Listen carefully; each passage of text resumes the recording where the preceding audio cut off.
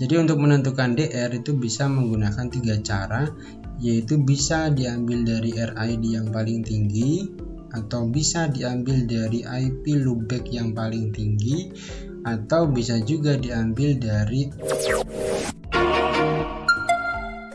Assalamualaikum warahmatullahi wabarakatuh. Kita akan melanjutkan materi, yaitu berkaitan dengan multi access OSPF network. Oke, kita masuk langsung saja ke poin 2.3, yaitu tentang multi access OSPF network. Nah, OSPF network type ya, kita mulai dari sini dulu. Jadi jenis jaringan lain yang menggunakan OSPF itu adalah jaringan OSPF multi access. Jadi ada istilah lain yaitu OSPF multi access ya. Nah, jaringan OSPF multi access ini bersifat unik ya, karena satu router itu mengontrol distribusi LSA atau link state advertisement. Jadi di dalam topologi ini yang kita konfigurasi dia routing OSPF, nanti akan ada satu router yang bertindak sebagai, nah router yang dipilih ini harus ditentukan oleh administrator jaringan melalui konfigurasi yang tepat. Jadi kita sebagai admin jaringan yang nantinya menentukan nih router mana yang nanti bertindak sebagai pendistribusi dari LSA ya, pendistribusi dari LSA ini ya. Berkaitan dengan tadi yang router bertugas sebagai pendistribusi LSA, dalam jaringan multi access ini OSPF nantinya akan memilih ada istilah yang DR dan BDR ya, designated router dan backup designated router. Nah, router yang bertindak tadi sebagai pendistribusi LSA itu namanya adalah DR ya. Jadi istilahnya adalah DR. Nah, DR ini bertanggung jawab untuk mengumpulkan dan mendistribusikan LSA. Jadi tugas utama dari DR itu adalah ya tadi mendistribusikan LSA ya. Nah, kemudian ada juga BDR. Nah, BDR itu adalah backup dari designated router ya, ini wakilnya. Jadi BDR ini baru akan digunakan apabila DR itu mengalami kegagalan. Nah, BDR ini selama DR itu bekerja, dia tetap akan selalu bertindak secara pasif ya, artinya tetap siaga ya. Semua router lain menjadi DR other ya. Jadi router yang tidak bertindak sebagai DR dan BDR itu namanya adalah DR other. Perhatikan gambar di sini ya. Di sini adalah sebuah topologi di mana terdiri dari 3 buah router R1, R2, dan R3. Nah, dalam topologi multi access yang ditunjukkan pada gambar ini ada 3 router yang saling terhubung ya melalui jaringan multi access Ethernet, yaitu 192.168.1.0/24. Nah, dimana kalau kalian perhatikan di sini ya, saya coba zoom biar kelihatan. Nah, di sini masing-masing router itu dia punya RID ya, dimana sudah ditentukan untuk R1 RID-nya itu adalah 111, R2 itu 222, dan R3 itu adalah 333.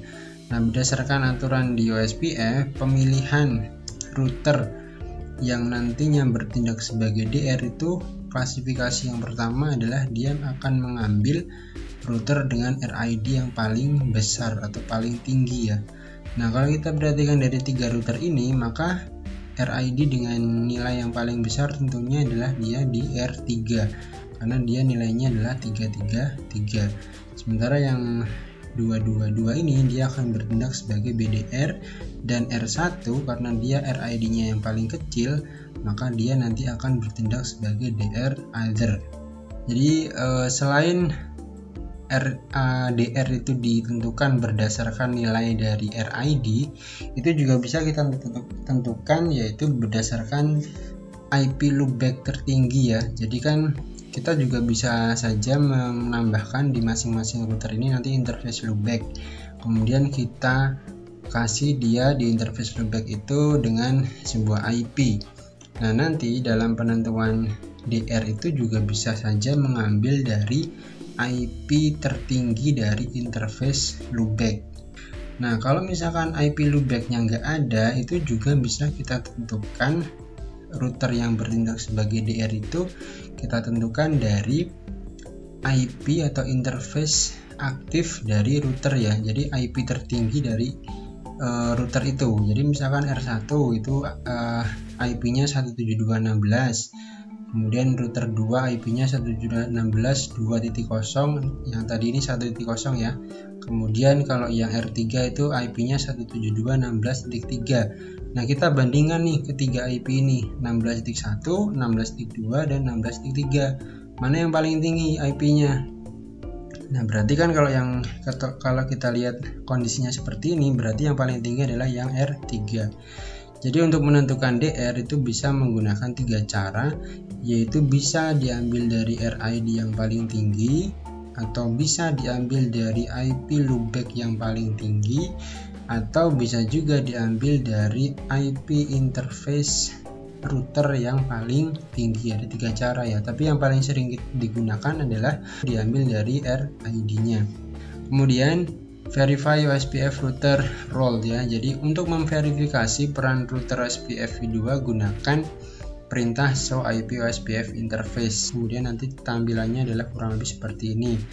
Nah, ini contoh dari tampilan R1 ya. Di R1 pada topologi ini ya, R1.